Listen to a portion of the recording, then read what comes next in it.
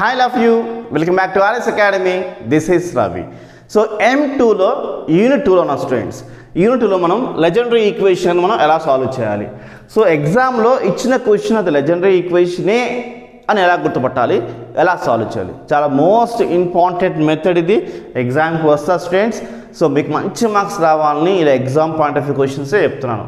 So ఈ methods focus చేయండి, ఖచ్చితంగా మీకు పాస్ అవడమే కాదు ఎక్కువ మార్క్స్ వస్తాయి స్టూడెంట్స్. సో మిగతా చాప్టర్స్ కావాలంటే, మిగతా సమ్స్ కావాలంటే కింద డిస్క్రిప్షన్లో లింక్ ఇచ్చాను, క్లిక్ చేసి చూడండి, మిగతా సమ్స్ మీకు వస్తాయి స్టూడెంట్స్. ఓకే, సో లైక్ చేయండి, కామెంట్ సెక్షన్లో మీ కామెంట్స్ పెట్టండి, అండ్ మీ ఫ్రెండ్స్ కూడా ఈ వీడియోస్ షేర్ చేయండి. ఓకే, సో ఇచ్చిన చూడండి, ఇది nth ఆర్డర్. చూడండి, right the solution of nth order legendary equation. ఇది nth ఆర్డర్. సో ఇది ఎలాగుంది అంటే ఈ మెథడ్ మీకు చెప్తాను, బట్ చూడండి అప్పుడు ఇలాంటి క్వశ్చన్స్ ఏదైనా ఇస్తే మీరు ఈజీగా గుర్తుపడచ్చు. ఫర్ ఎగ్జాంపుల్ ఇక్కడ చూడండి, 2x + 3 to the power of square ఉంది అనుకుందాం, రైట్? అప్పుడు d² y / dx² minus 2x + 3 ఇక్కడ 1 ఉంటుంది పవర్, కాబట్టి dy/dx. Okay, minus 12y = right 6x ఉంటుంది స్టూడెంట్స్. సో ఇది లెజెండరీ ఈక్వేషనే అని ఎలా చెప్పగలుగుతారు, రైట్? చూడండి, ఇది లెజెండరీ ఈక్వేషనే అంటాను. మీకు ఎగ్జామ్లో లెజెండరీ ఈక్వేషన్ అని చెప్పడు, ఇవ్వడలాగా, కానీ మీరు లెజెండరీ ఈక్వేషన్ గుర్తుపట్టి సమ్ సాల్వ్ చేయాలి, రైట్? సో ఈ సమ్ చెప్తే ఈ సమ్ మాత్రమే వస్తుంది, మీకు మెథడ్ చెప్తే ఇలాంటి సమ్స్ ఎన్నో చేయొచ్చు మీరు, రైట్? ఇది లెజెండరీ ఈక్వేషనే అలా ఎలా గుర్తుపట్టాలంటే చూడండి, ఇక్కడ సేమ్ ఉంటుంది చూడండి, 2x + 3 సేమ్ ఉంది. ఇక్కడ పవర్ ఏముంది, 2 ఉందా? ఇక్కడ 2 ఉంది. చూడండి, పవర్ 1 ఉంటే ఇక్కడ 1 ఉంది, రైట్? ఇక్కడ y ఉండాలి, ఇటు x ఉండాలి. సైన్ ఉండొచ్చు, కాస్ ఉండొచ్చు, 6 ఉండొచ్చు, ఏమైనా ఉండొచ్చు, బట్ x ఫామ్ ఉంటుంది, ఇక్కడ y ఫామ్ ఉంటుంది. చూడండి ఒకసారి ఇక్కడ చూడండి, కరెక్ట్ చూడండి, ax + b సేమ్ ఉందా లేదా? ఇక్కడ పవర్ n ఉంటే ఇక్కడ n ఉంది, ఇక్కడ 2 ఉంటే రైట్ ఇక్కడ 2 ఉంది, సేమ్. గమనించండి మీకు. అలానే ఇక్కడ చూడండి, ఇక్కడ y ఉంటే ఇక్కడ x ఉంది, y ఉంటే ఇక్కడ x ఉంది.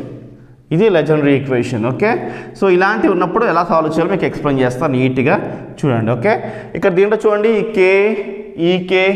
ఈ కేసునే కదా, ఇవి కాన్స్టెంట్ అంటాం. చూడండి, వేర్ k0 అంటే k0, k1 so on up to kn అనేవి ఏంటివి?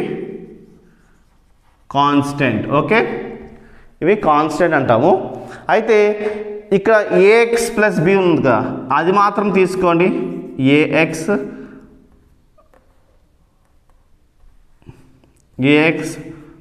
+ b ఈక్వల్స్ టు e⁻z తీసుకున్నాను. ఏంటిది? e⁻z తీసుకున్నాను. ఇది ఈక్వేషన్ నేను 2 అనుకుంటున్నాను, ఇది ఈక్వేషన్ 1, ఇది ఈక్వేషన్ 2 అనుకుంటున్నాను. ఇప్పుడు బోత్ సైడ్స్ లాగ్ అప్లై చేయండి. Apply log on both sides, right? అప్పుడేమొస్తుంది? log ax + b = log e⁻z వస్తుంది. ఓకే, సో ఈ z అనేది రైట్ ఇక్కడ వేసేసుకోవచ్చు, పక్కన వేసుకోవచ్చు.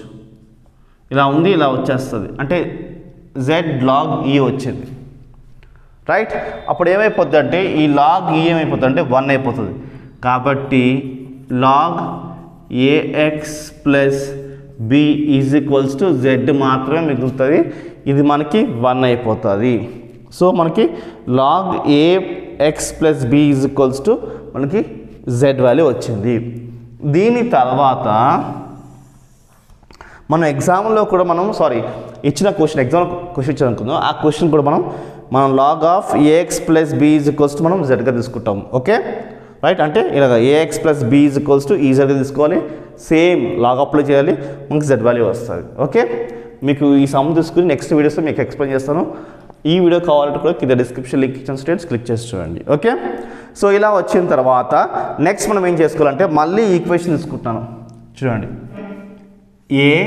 ax plus b equals to e to the power of z. ఇప్పుడు applying differentiation on both sides apply చేయనప్పుడు ఏమొస్తుంది? సో ఏకి అప్లై చేయకూడదు, అలా పక్కన పెట్టేసేయండి. మనం ఎక్స్కి అప్లై చేస్తే మనకి ఏమొస్తుంది అంటే dx వస్తుంది, రైట్?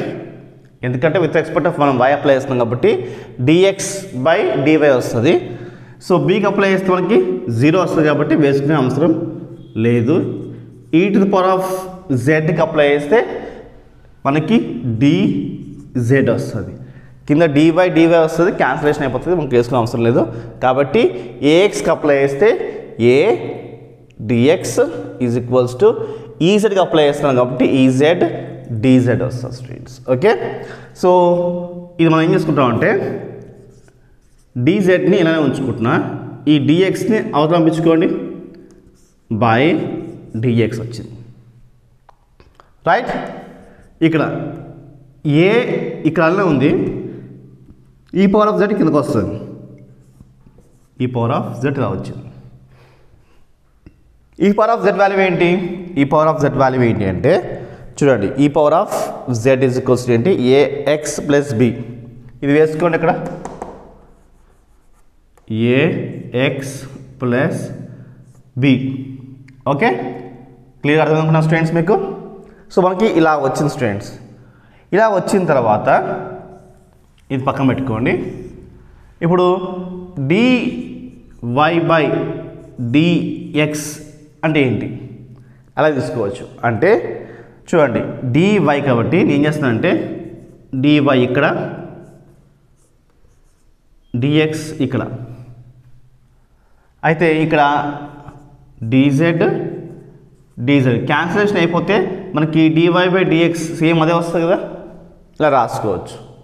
ఓకే, గమనించండి dy by dx equals to dz by dx అంటే ఏంటి? ఇదే కదా, a by ax plus b. చూడండి dz by dz by dx అంటే ఏంటి? ఇదే కదా, ax plus b. Next dy by dz అది వేసుకోండి, dy బై dz ఇలా వేసుకున్నాను. ఇప్పుడు దీన్ని ax ప్లస్ b అవతల పంపించుకుంటే మనకి ax ప్లస్ b, ఈ dy బై dx ఇక్కడ వేసుకోండి, dy by dx equals to ఇదిగోండి, ఈక్వల్స్ టు ఏ ఉందా?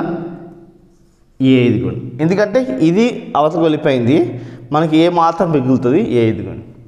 Next dy by dz, dy by dz. ఇప్పుడు ఏంటి అంటే గమనించండి, నేను ఈ d బై dz లేదా అది మాత్రం నేను క్యాపిటల్ D రాసుకుంటున్నాను, రైట్? చూడండి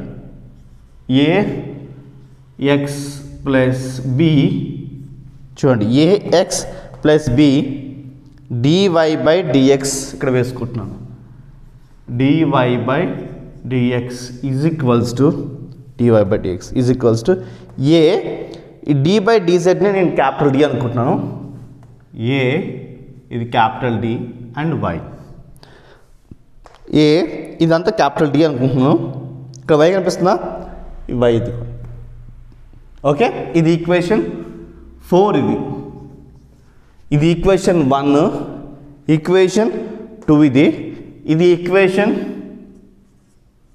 3, ఇది ఈక్వేషన్ 4, రైట్? ఇక్కడ మనకి d బై dz ఏంటి?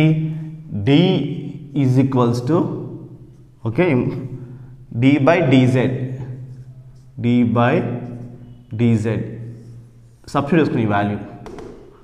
ఓకే, సిమిలర్లీ మనకు అట్లనే ఇది ఎలాగైతే వచ్చిందో, ఒకవేళ దీని పవర్ స్క్వేర్ ఉంది అనుకుందాం, చూడండి ax plus b whole square ఉంది అనుకుందాం, అప్పుడు ఏమవుద్దంటే D square why by dx square. ఇప్పుడు దీని వాల్యూ ఏంటి? దీని వాల్యూ ఏంటి అంటే ఏ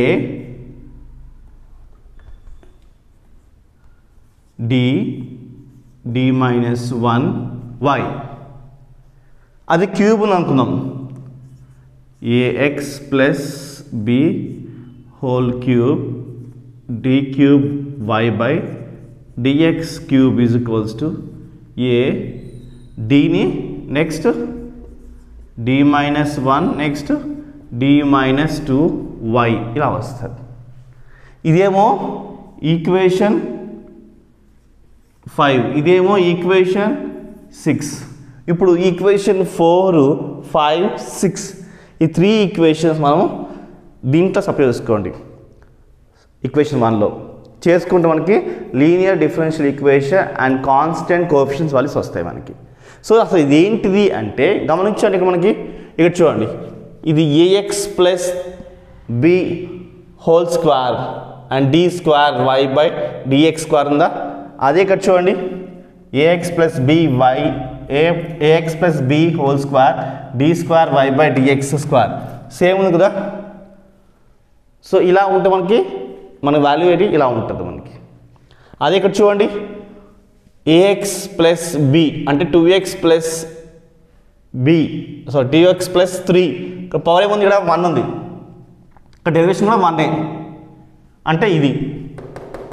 అప్పుడు ఏంటది ఏ డివై మనం సొల్యూషన్ కనుక్కోవాల్సిన వాల్యూ ఇది. అంటే ఇలా ఉంటే మనం డిఫరెన్షియేషన్ చేసుకోవచ్చు, ఏ డెరివేషన్ వై కనుక్కోవచ్చు. ఓకే, ఆ వాల్యూస్ మనం దీంట్లో వేసుకుని మనకి ఈ ఈక్వేషన్ వచ్చేస్తుంది. రైట్, నచ్చితే వీడియో లైక్ చేయండి, సబ్స్క్రైబ్ చేసుకోండి, ఈ వీడియో ఫ్రెండ్స్కి షేర్ చేయండి. బాయ్.